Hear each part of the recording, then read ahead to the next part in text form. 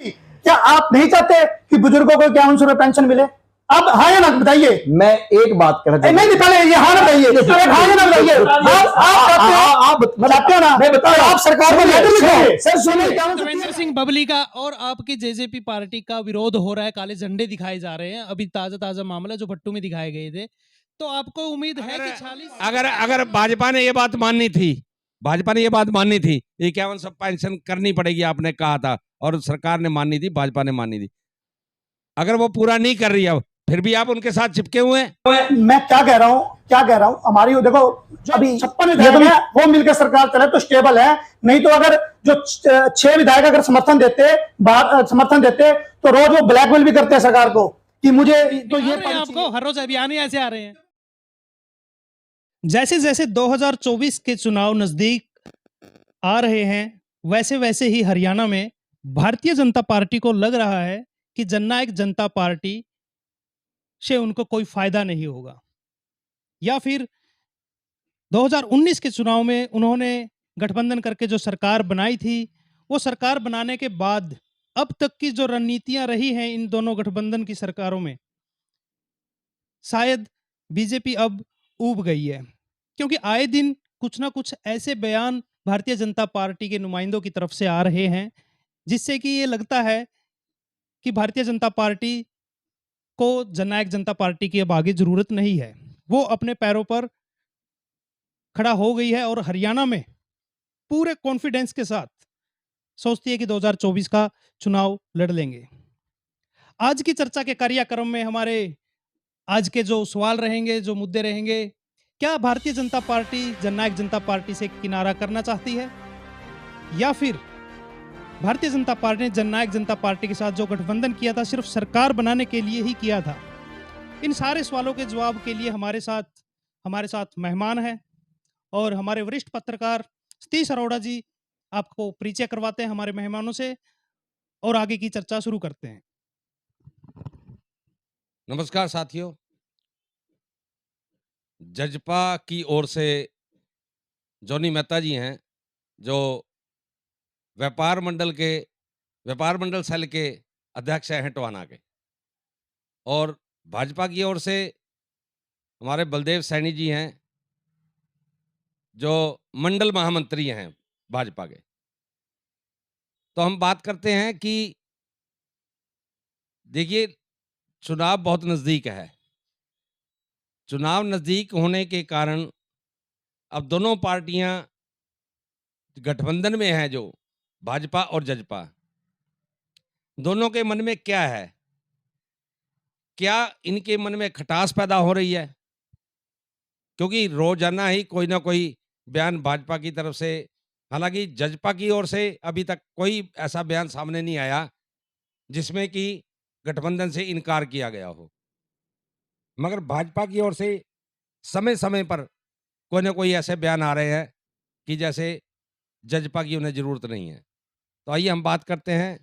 बलदेव जी, ये बताएं कि आप मंडल महामंत्री हैं भाजपा के, कि लगातार पहले मुख्यमंत्री द्वारा, उसके बाद एक मंत्री द्वारा और अब हरियाणा के प्रभारी द्वारा क्यों ऐसे बयान दिए जा रहे हैं कि जैसे जजपा की उन्हें जरूरत ही नहीं है?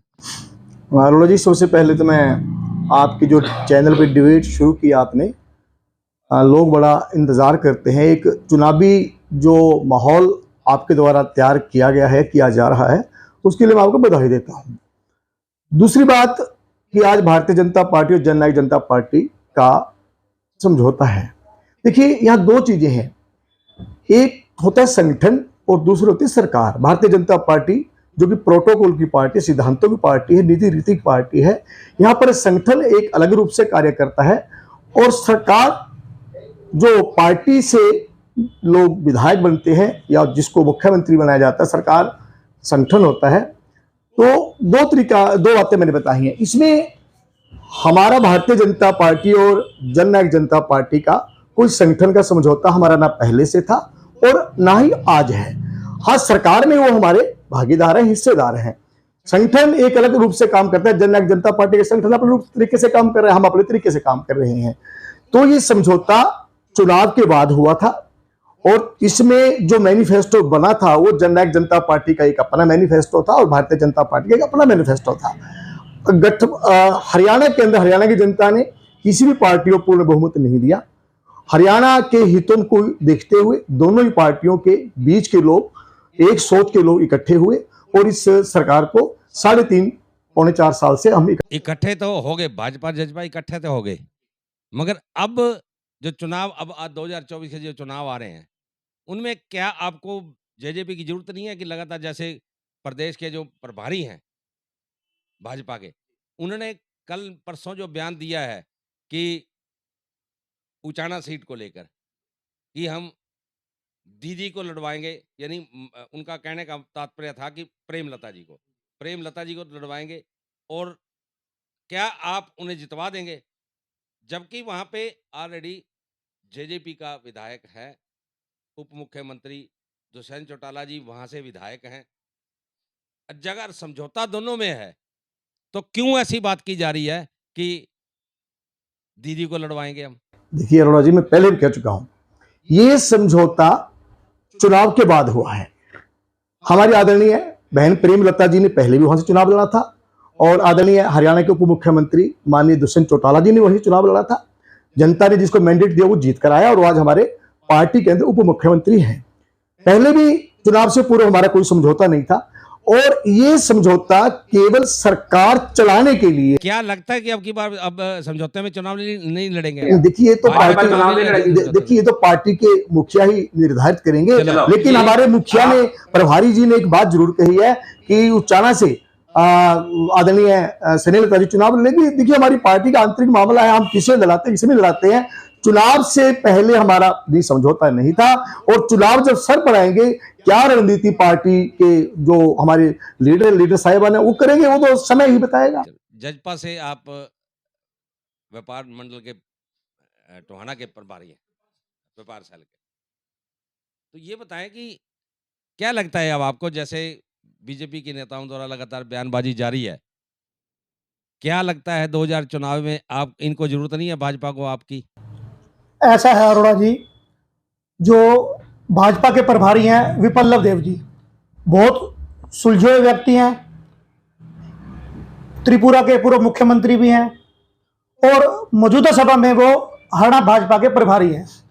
लेकिन जो उन्होंने बयान दिया है, मैं उस बयान को बिल्कुल ही नासमझी वाला बयान मानता हूं। देखिए इतने बड़े नेता को, जो इतने बड़े कद्दावर नेता हैं, उन्हें कोई भी बयान अगर देना है तो सोच समझ के देना है कि वो अकेले सरकार में नहीं है, वो गठबंधन में है। आप एक बात देखिए, वो कह रहे हैं कि यहां से हम दीदी को जितवाएंगे या दीदी को जिता के भेजना।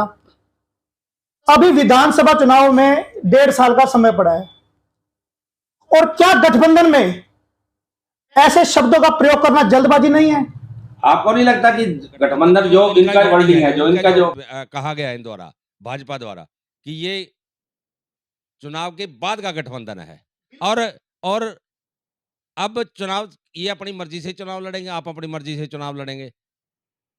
विधानसभा के चुनाव के बाद गठबंधन हुआ है, जो इसके बाद जितने भी चुनाव हुए हैं भाजपा ने हमेशा ही पहले कन्नी काटी है और बाद में आपको साथ लिया है।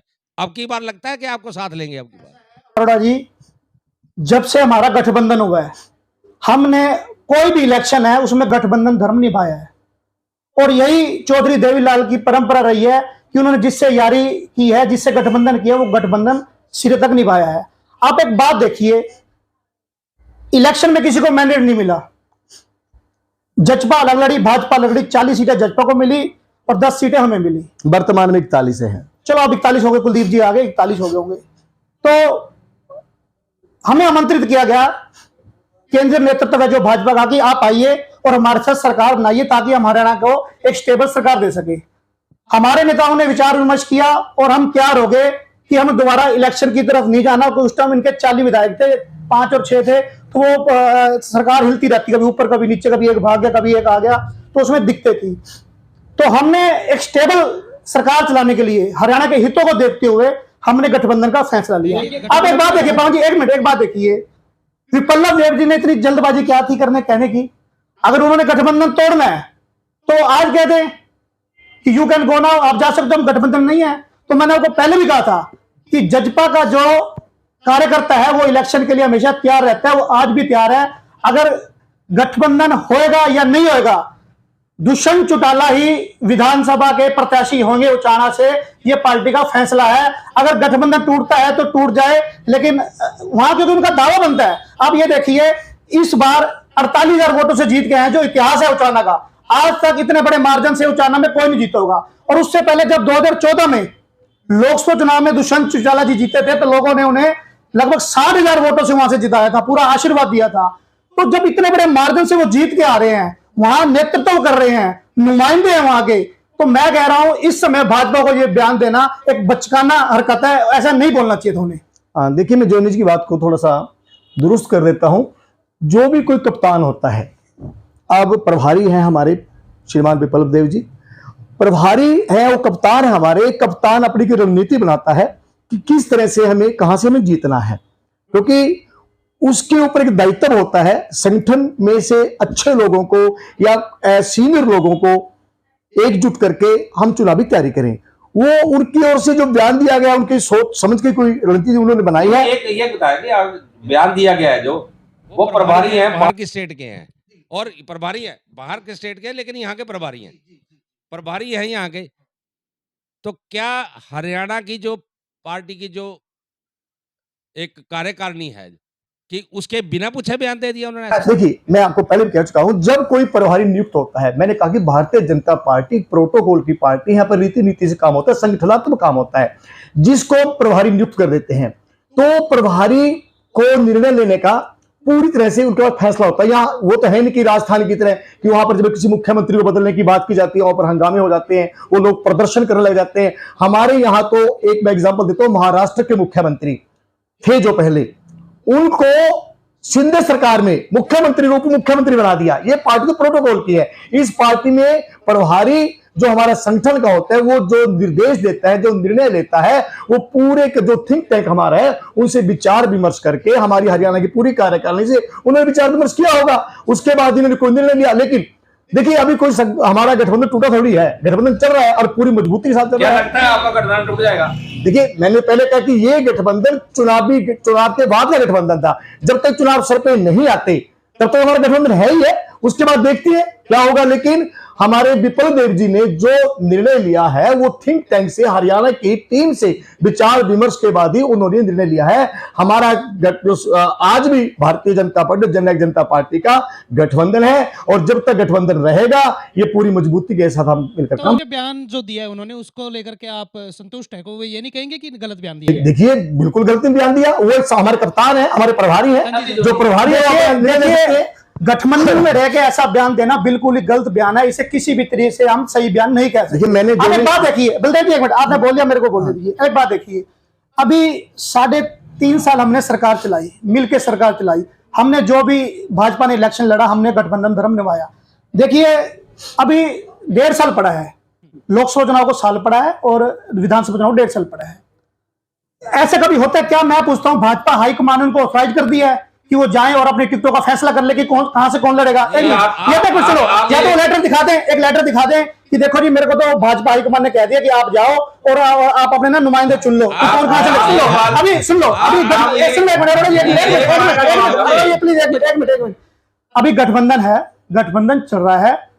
अगर गठबंधन चलता है और अगला इलेक्शन भाजपा गठबंधन में लड़ती है जजपा के साथ, तो देखो ऐसा कभी नहीं होता। सबसे पहले तो इलेक्शन की डेट तय होती है कि इस तरीके को इलेक्शन है। उसके बाद क्या होता है कि दोनों पार्टियों के शीर्ष नेतृत्व, मतलब केंद्रीय जो हमारी कमेटियां हैं, चाहे वो भाजपा की है, जजपा की है, वो दोनों बैठती हैं। वो पहले तो ये तय करेगी कि कौन किस सीट से लड़ेगा, कितनी सीटों पर लड़ेंगे, कि 45-45 पे लड़ेंगे या 60-30 पे लड़ेंगे। जो भी रेशो बनेगा उस रेशो में तय होता है। फिर ये फाइनल होता है कि कौन सा व्यक्ति किस सीट से जीत के आ सकता है। तो इसमें कोई दुराई नहीं है कि जो उचाना सीट है वो दुष्यंत चौटाला जी की पक्की सीट है, और वो वहां से हारेंगे नहीं। वहां के लोग उन्हें मतलब खुल के समर्थन देते हैं, खुल के आशीर्वाद देते हैं। आप कह रहे हैं गठबंधन धर्म निभाया है, आपने टोहाना में कहा गठबंधन धर्म निभाया है। ये विधानसभा चुनाव के बाद जितने भी चुनाव हुए हैं, जजपा ने अपना प्रत्याशी खड़ा किया है, भाजपा ने अपना प्रत्याशी खड़ा किया है। तो कहाँ गठबंधन धर्म निभाया आपने? अरोड़ा जी, हमने गठबंधन धर्म निभाया है। आप लोग अगर बीजेपी प्रत्याशी खड़ा करती, सुनो, अगर बीजेपी प्रत्याशी खड़ा करती है तो आपको खड़ा नहीं करना चाहिए था, मगर जजपा ने अपना प्रत्याशी खड़ा किया। अरोड़ा जी, एक बात देखिए अरोड़ा जी, एक बात सुनिए। नगर परिषद चेयरमैन के चुनाव हुए, सबको पता है कि जजपा का कैंडिडेट, भाजपा जजपा कैंडिडेट कौन था और किन्होंने गठबंधन धर्म में दरार डाली, किन्होंने गठबंधन धर्म नहीं निभाया, ये आपको पता है, टुहाना के बच्चे को पता है। उसके बाद कोई भी चुनाव होता है, देखो हर किसी को अधिकार है, राइट है चुनाव लड़ने का। उप प्रधान का इलेक्शन हुआ, दोनों मतलब किसी पार्टी सिंबल में जीत के नहीं आए थे ना, तो हमारी जो उप प्रधान का है और जो सेठी जी खड़े थे नीरू सैनी जी है, वो किसी पार्टी विशेष से जीत के नहीं आए थे, कुछ सिंबल पे चुनाव ही लड़ा था। वो दोनों आजाद उप प्रधान के तौर पर खड़े थे, वो दोनों ही जो जीतता था वही जजपा और भाजपा का मतलब साझा उम्मीदवार था। तो उसमें नीरू सैनी जीती, तो उसमें क्या है? अब ये देखिए, जब पार्टी ने सिंबल दिया चाबी का, तो गठबंधन धर्म किसने निभाया, ये टुहाने का बच्चा जानता है, सब जानते हैं। जनता को तो पता है जोनी जी, ये सब कुछ, कि चाहे निर्दलीय लड़े हो, लेकिन किस पार्टी से कौन है ये सबको पता है, सिंबल पे चाहे ना लड़े हो। लेकिन एक चीज बोली थी बलदेव जी ने कि भारतीय जनता पार्टी का मैनिफेस्टो अलग है, जननायक जनता पार्टी का मैनिफेस्टो अलग है, हालांकि गठबंधन में सरकार है। तो आप, बाद में आता हूं बलदेव जी, आप कितना सोच रहे हो कि आप अपने, सहमत आप इनकी बात से, आप अपने मैनिफेस्टो पे कितना सफल हुए हैं? एक मिनट, दोनों पार्टियों ने अलग अलग चुनाव लड़ा। भाजपा के अपने एजेंडे थे, हमारा मैनिफेस्टो अलग था, हमारे अलग एजेंडे थे। लेकिन जब गठबंधन हुआ इलेक्शन के बाद, दोनों जो हमारे सीनियर लीडर हैं भाजपा के जजपा के, दोनों ने बैठ के एक मिनिमम कॉमन एजेंडा तैयार किया कि जो, जैसे मैं अब कह रहा हूं कि जैसे पंचायती राज में महिलाओं को 50% आरक्षण देना था, वो एजेंडा जो मतलब पेंशन भी थी 5,000 रुपए। सुनो मेरी बात। नहीं, मैं बीच में टोकूंगा, इसके लिए मैं आपको, ये आप हर बार सुन रहे हैं ये चीजें, तो हम भी आऊंगा, उस पर भी आऊंगा। जो हमने घोषणा की थी कि हम ये देंगे अपना पंचायती राज में 50% महिला को आरक्षण, तो हमने वो कॉमन हमारा मिनिमम एजेंडा था, तो भाजपा ने भी उसे स्वीकार किया और जजपा ने भी स्वीकार किया, दोनों ने मिलकर वो पास किया। सुन लो, उसके बाद जो हमारे प्राइवेट सेक्टर में 75% हरियाणा के युवाओं को रोजगार देना था, वो भी भाजपा ने हमारा एक्सेप्ट किया, हमने मिलके वो तैयार किया। और सुनो, अब आगे बात 51 से पेंशन वाली, 75% की बात कर रहे हैं, मगर आज वो न्यायालय में है। देखो न्यायालय में है वो, तो गवर्नमेंट ने पास कर दिया है, हरियाणा सरकार ने दुष्यंत चौटाला की बात को मानते हुए वो पास कर दिया है, वो भी पास हो चुका है। क्या आपको लगता है कि भाजपा के किसी व्यक्ति ने उसको जो है ना चैलेंज किया है?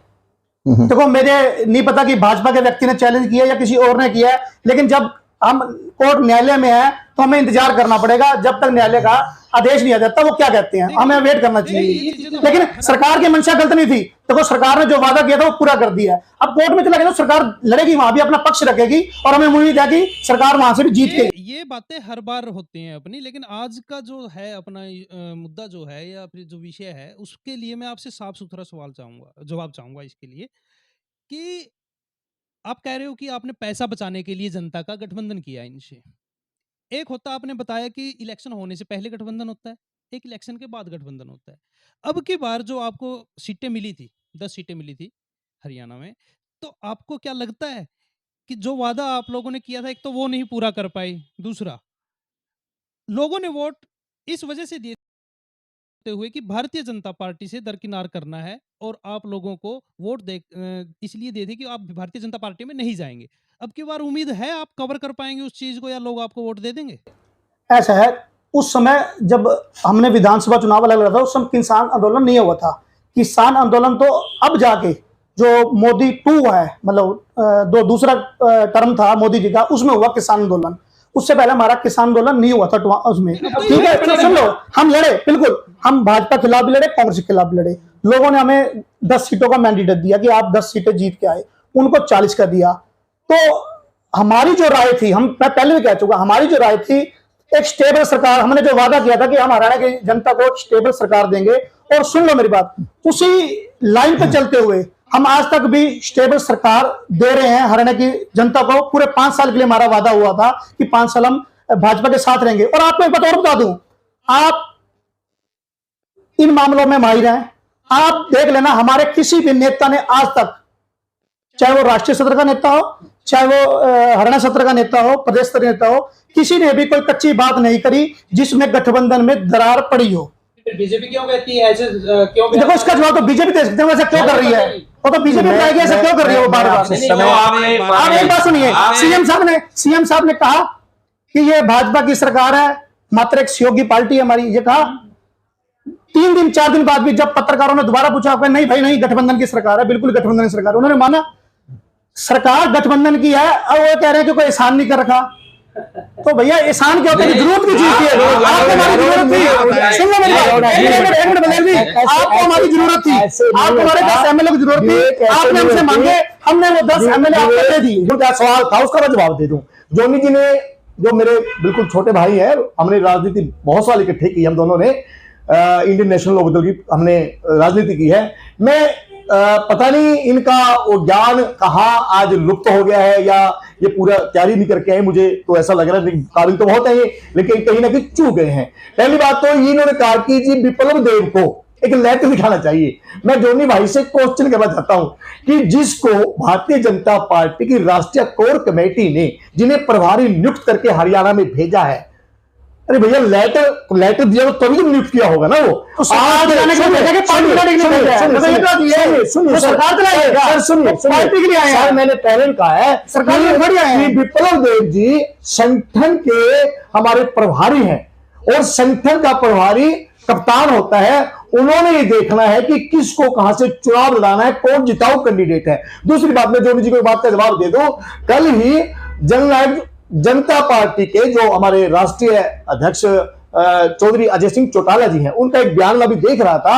उन्होंने कहा है कि भाई जब चुनाव आएगा तो उचाला से देख लेंगे, कोई जरूर थोड़ी दूसरी वहां से लड़ेगा। नहीं, ये नहीं बताता हूं, मोबाइल में है तो मैं आपको दिखा रहा हूं। मेरी बात सुनो, सुनिए आप देखिए ना, मेरे पास मेरे मोबाइल में है ना। उन्होंने तो ये कहा था कि अगर भाजपा के खाते में सीट गई तो भाजपा चुनाव लड़ लेगी, और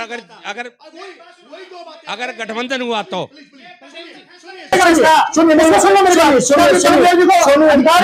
जाकर घोषणा करने की लड़ेंगे। अरे वो गठबंधन फैसला करेगा उसको कितनी सीटें मिलेगी, कौन कहां से लड़ेगा। खट्टर जी की सीट पे जनता लड़ लेगा, बिल्कुल फैसला मतलब कर्नाटक की सीट है, बड़े नेता लड़ सकते हैं, ये फैसला तो सुनिए ऐसे नहीं। हमारी पार्टी में जो संगठन का प्रभारी बनता है निर्णय वही लेता है। हमारी पार्टी में ये नहीं चलता। हालांकि मैं जिस पार्टी से आया हूं मेरा बहुत लंबा अतीत वहां से जुड़ा हुआ है, मैं कोई बुराई नहीं करूंगा, मैं वहां से ही एक राजनीतिक सीख के आया हूं। हमारी पार्टी में अगर प्रदेश का अध्यक्ष वहां है तो प्रदेश का अध्यक्ष ही बात करेगा। हमारे अगर प्रदेश अध्यक्ष माननीय मुख्यमंत्री जी बैठे हो तो प्रदेश अध्यक्ष ही बात करता है।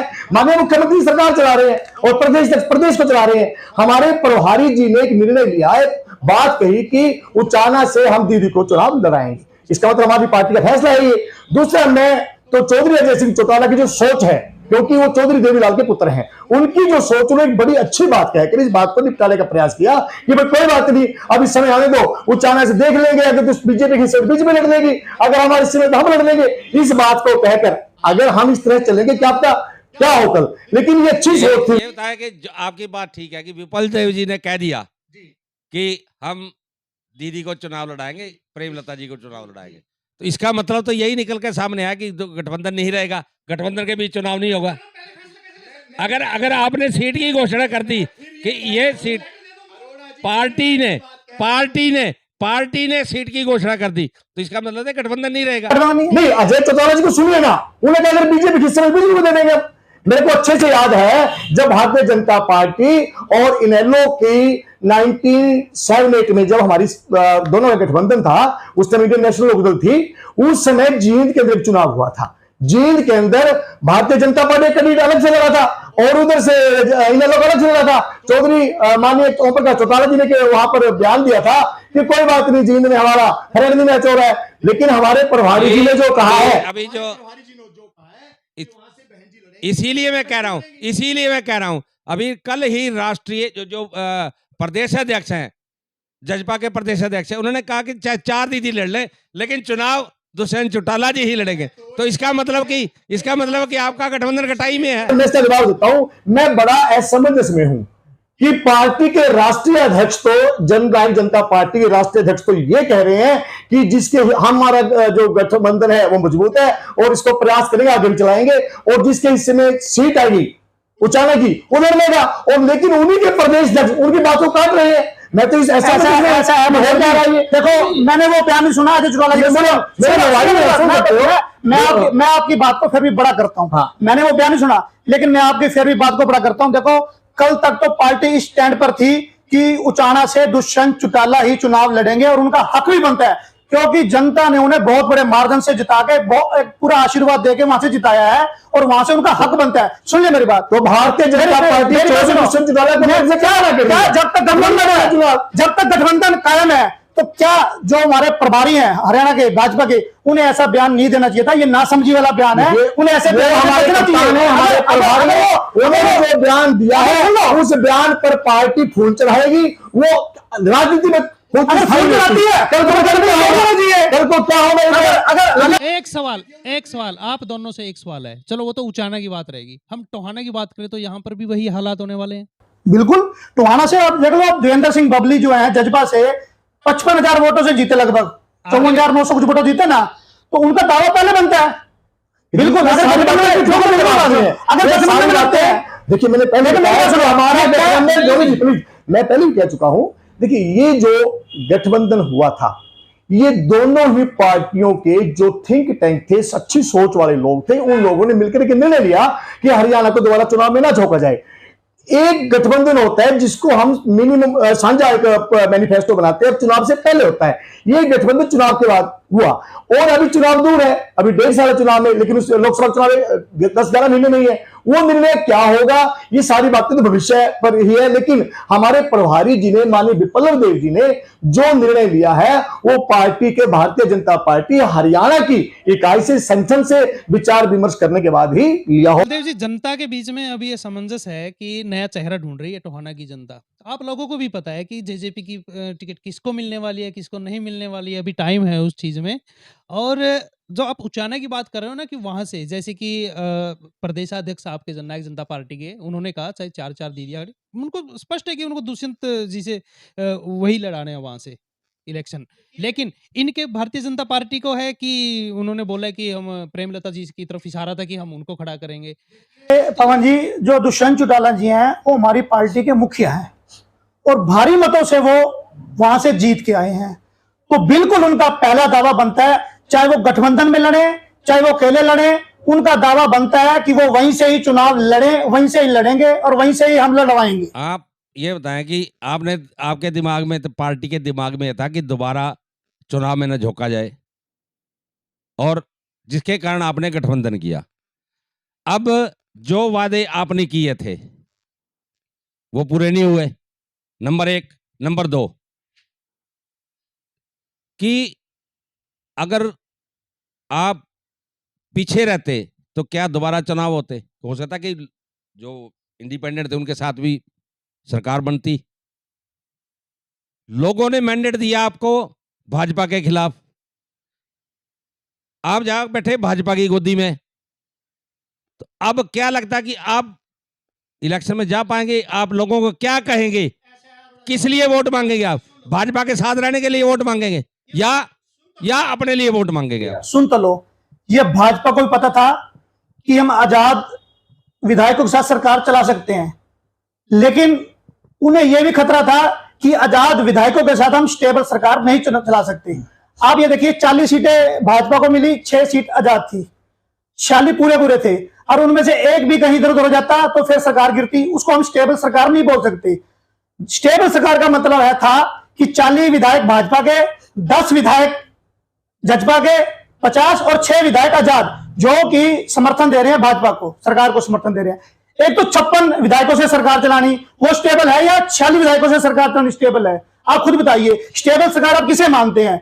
46 विधायकों से सरकार चलाने को आप स्टेबल मानते हैं, या 56 विधायकों से सरकार चलाना स्टेबल मानते हैं? जो 56 विधायक हैं वो मिलकर सरकार चले तो स्टेबल है, नहीं तो अगर जो 6 विधायक अगर समर्थन देते तो रोज वो ब्लैकमेल भी करते हैं सरकार को कि मुझे तो ये पद चाहिए, मुझे, और ये जो भाजपा केंद्रीय नेतृत्व है अच्छी तरह समझता था इस चीज को, इसलिए उन्होंने हमें आमंत्रित किया कि आप आओ हमारे साथ सरकार चलाओ और हम हरियाणा के हितों के काम करेंगे। आपने एक बात करी कि आपने वादे पूरे नहीं किए, और जी हमने लगभग 70% हमारे वादे पूरे हो गए हैं। हमारा जो एक ही वादा है जो मोहन था 5100 पेंशन का, वो हमारे जो मुखिया है पार्टी के दुष्यंत चौटाला जी वो कह चुके हैं कि हम एक छोटा पार्टनर है सरकार में। सुन लो मेरी बात, सुन लो मैं कह रहा हूं, 30 है हमारी एक जिस दिन हमारे 46 विधायक हो गए, पहली कलम से ही बुजुर्गों का मान सम्मान बहाल करेंगे। 5100 रुपए, सुन लो मेरी बात, सुन लो वादा किया था। देखिए सारे ना 9 मन तेल होगा ना राधा नाचेगी। बिल्कुल 9 मन तेल, बिल्कुल राधा नाचेगी भी, सुन लो बिल्कुल सरकार बनेगी जज्बा की, वो चाहे भाजपा के साथ बने चाहे भाजपा से अलग होकर बने, हमारा हिस्सा सरकार में रहेगा। सुनो, हमारा हिस्सा सरकार में रहेगा और 5100 का जो वादा है ये जज्बा ही पूरा करेगी, भाजपा नहीं करेगी, हम करेंगे पूरा। हमारा वादा है ये, जो वादे के वादा निभाएंगे। सुनिए मैं हंसा एक बात सुनिए बलदेव जी, क्या आप नहीं चाहते कि बुजुर्गों को 5100 रुपए पेंशन मिले? अब हाँ या ना बताइए। मैं एक बात कहना चाहता हूं। नहीं पहले ये हाँ बताइए, हाँ या ना बताइए। आप बताते हो ना, मैं बता रहा हूं। आप सरकार को लेटर लिखो सर, सुनिए 5100 सुनने की क्षमता रखिए जोड़ी जी, सुनने की क्षमता रखिए। ठीक है, मुझे पता है कि आप बड़े ओजस भी हो, लेकिन एक बुखलाहट भी आपके चेहरे पर नजर आ रही है। नहीं, बिल्कुल बुखलाहट नहीं है। जब आप 51 एमएलए बनाकर 46 एमएलए बुलाकर सरकार बनाकर 5100 पेंशन की बात आप कर रहे हो और बड़े कॉन्फिडेंस से कर रहे हो, तो फिर ये जुड़लाट किस चीज की? फिर किस लिए? अभी तो उचालन सीट के लिए बात हुई है, जुड़लाट किस चीज की?